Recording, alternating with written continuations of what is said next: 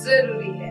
नमस्कार दर्शकों, यह है MNS न्यूज नेटवर्क। मैं हूं आपके साथ आरती। आइए देखते हैं आज की कुछ खास खबर। बाबा साहब के संघर्ष काल का निवास स्थान उपेक्षित। मुख्यमंत्री की घोषणा के बाद भी ठंडे बस्ते में है स्मारक का काम। नागपुर शिल्पी डॉक्टर बाबा साहब आम्बेडकर अपने संघर्ष का काल 1912 से 1934 तक पूरे 22 वर्ष जिस इमारत में रहे वह निवास स्थान आम्बेडकरी समाज के लिए प्रेरणा स्थल है।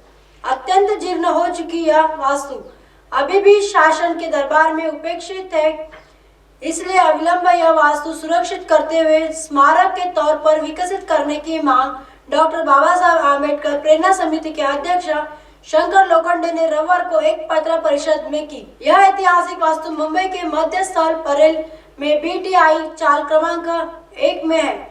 इस चाल में स्थित दूसरी मंजिल में कमरा क्रमांक 50 व 51 में डॉक्टर बाबा साहब आम्बेडकर ने अपनी पत्नी रमाई के साथ 22 साल तक बिताए। साल 1912 से 1934 तक उनके चरम संघर्ष का काल था। इस चाल में ही राजर्षि शाहू महाराज ने बाबा साहब के साथ पहली मुलाकात की थी।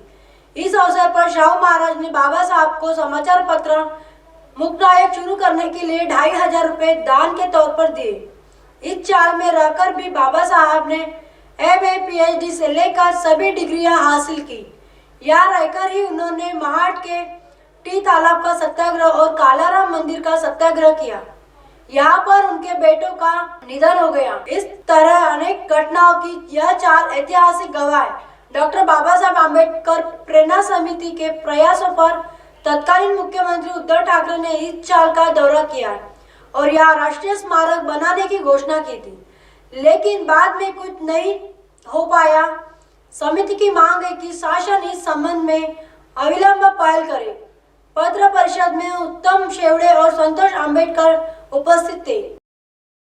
मैदान राजनीतिक सभा के लिए देने का विरोध। दर्शन कॉलोनी का मामला हुआ विरोध प्रदर्शन। नागपुर दर्शन कॉलोनी का मैदान महाविकास आघाड़ी की वज्रमुठ सभा के लिए न देने की मांग को लेकर भाजपा पदाधिकारियों ने सहित नागरिकों ने रविवार सुबह प्रदर्शन किया। नासुप्र द्वारा मैदान में सभा के लिए अनुमति रद्द नहीं की तो मैदान पर भी बेमुद्दत अनशन व हनुमान चालीसा का पाठ करने की चेतावनी दी गई। भाजपा विधायक कृष्णा खोपड़े और पूर्व पार्षद हरीश दिकोड़वार ने मैदान कांग्रेस की सभा के लिए न देने को लेकर नासुप्र को पत्र लिखा है। इस बीच महाविकास आघाड़ी ने नेता दर्शन कॉलोनी के मैदान पर ही सभा आयोजित करने पर अड़े हुए हैं। मैदान को लेकर कांग्रेस भाजपा आमने सामने आ गए। रविवार को भाजपा ने स्थानीय नागरिकों को साथ मैदान पर राजनीतिक सभा आयोजित करने के विरोध में आंदोलन किया। यह मैदान केंद्रीय मंत्री नितिन गडकरी ने 1.5 करोड़ रुपए खर्च कर समतलन कराया और इसे खेलों के लिए विकसित किया है। ऐसे में अब यह राजनीतिक सभा होने पर मैदान के खेल के लिए उपलब्ध सुविधाएं प्रभावित होगी। आंदोलन में हरीश दिकोड़वार, धर्मपाल मेश्राम, बंटी कुकड़े, वंदना भूरे, मनीषा कोटे, राजेंद्र गोतमारे, समिता चकोले, पिंटू गिरे, विजय डोले, सचिन वानखेड़े, अजय सराटकर, दिव्या चुरडे, अनिल राजगिरे, हेमंत आकरे, मंगेश आकरकर, आशीष कलसे, ब्रह्मायन चूड़ीवाले आदि ने भाग लिए।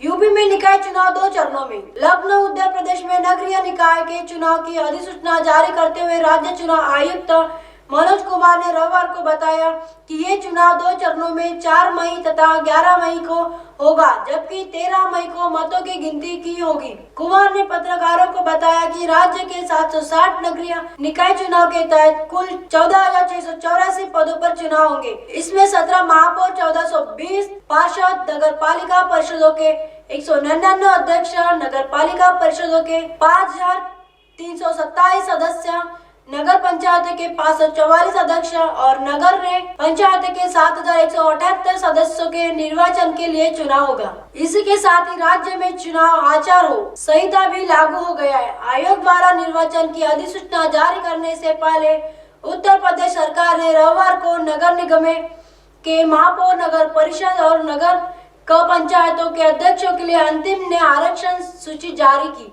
उल्लेखनीय है कि उच्चतम न्यायालय ने यूपी में शहरी निकाय में चुनाव कराने का रास्ता साफ कर दिया है और राज्य निर्वाचन आयोग को अन्य पिछड़ा कोटे के साथ 2 दिन में अधिसूचना करने की अनुमति दी थी। इसमें से पहले सरकार ने उच्च न्यायालय के 27/10/2022 के आदेश के खिलाफ शीर्ष अदालत का रुख किया था। अपील में कहा गया कि उच्च न्यायालय पिछले साल 5 दिसंबर नेता को जारी मसौदा अधिसूचना को रद्द नहीं कर सकता, जिसके तहत निकाय चुनाव में अधिसूचित जाति, अनुसूचित जनजाति और महिलाओं के अलावा ओबीसी के लिए सीट आरक्षण प्रदान किया गया था। अब आप हमारे चैनल को आपके मोबाइल पर भी देख सकते हैं। मोबाइल ऐप पर देखने के लिए प्ले स्टोर से MNS news TV app download करें। इंस्टा, लिंक, ट्विटर, हाईकुक, फेसबुक और कई सोशल मीडिया के प्लेटफॉर्म पर हमारा चैनल उपलब्ध है। आप इसे यूट्यूब पर भी देख सकते हैं www.mnsnewstv.com पर। फिलहाल वक्त तो चला दर्शकों ब्रेक का। ब्रेक से लौटने के बाद देखिएगा देश और दुनिया की तमाम खबरें। बने रहिए MNS न्यूज पर। नमस्कार।